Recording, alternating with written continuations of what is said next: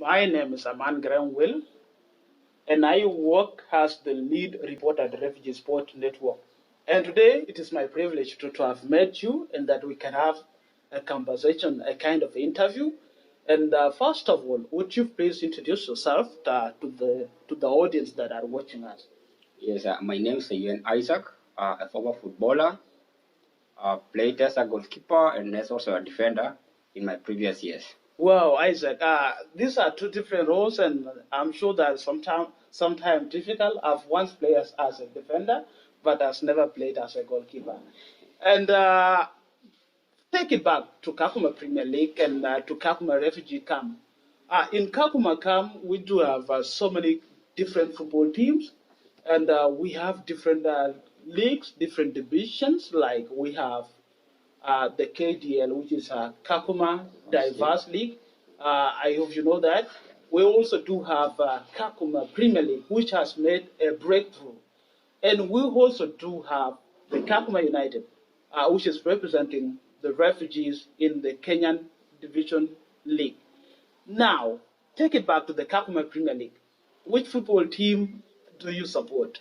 Kakuma Premier League, I support FC Legends. Wow, That is my team. You support Legend Football Club. Yes, a big supporter. Now, as a Legend fan, taking it back to the current campaign of the Kakuma Premier League, which position do you think you would be ranking Legend FC? Okay, the league is a bit tough this year, and Legends have not been to their best. So I would say they'll rank third, either fourth. Third or either fourth? Yeah. Wow. Now, Isaac, we have seen in Kakuma, we are trying to make it more inclusive to bring our sisters to the playing ground to play football as a sport that can help them in so many ways. Now, there are some discussions that women has been limited to play a sport, specifically football.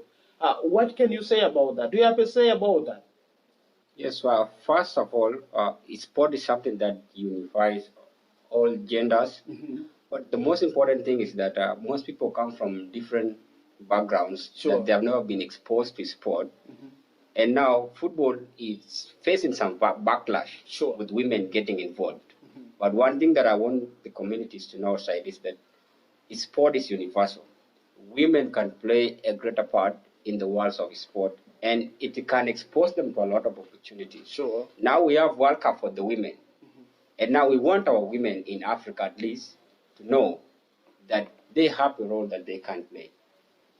This is a refugee camp, and if we can give these women this opportunity, take them to the field, let them play, it's going to be something big for them, not just only for men. See? So I would say let's just diversify. We take the information to the communities. We explain to them this is sport. It has nothing to do with the cultural kind of norms, and it's natural. So it's just only diversification. Tell the communities sport can never change anything, but it will expose the women to a lot of positive opportunities outside. That's what I can tell the communities. Yes. Thank you, Isaac. And to our audience there is a need of making the inclusion of women taking part in sport, because they can bring a greater future for our communities, because it enhances their communications, it brings them together, and also it exposes them being able to become the people in any part of the world, and that they can get to know different perspectives, that they can be able to change the life in Kakuma Refugee Camp. And now, Isaac, have you ever came across women playing football?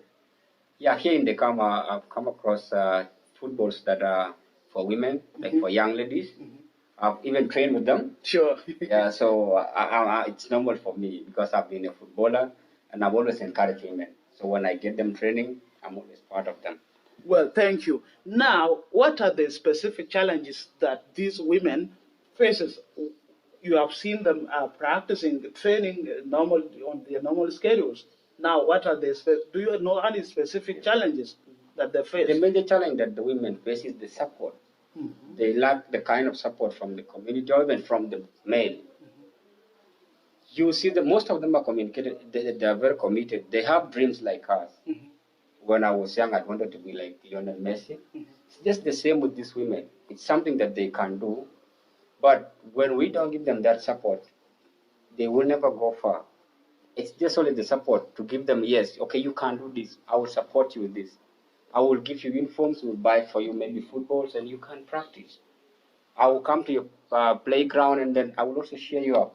They really need this, but they don't get it. This is a camp. People are not concentrating on the women football. So if there's that little aspect of support, it will go. The football will progress for women. That's one major thing that I've seen. The other material kind of things may come later, but the support is the most important thing. Give them the support. Tell them I support you in what you are doing. I appreciate your commitment with sports. I'm there with you. Give them that. It will really be good for them. That's what I can say. Well, thank you, Isaac, and thank you to the people that are watching us today. Actually, I've asked this question to get to know from Isaac what are the perspectives from different genders when we include women in sport, and I've gotten to understand that it's giving the green light to the women to play football. And I myself, I am also on the same page. Now, can we make it something that we can do to bring women into sport, specifically football, and that we can change the life of the refugees in so many ways in the camp? So, thank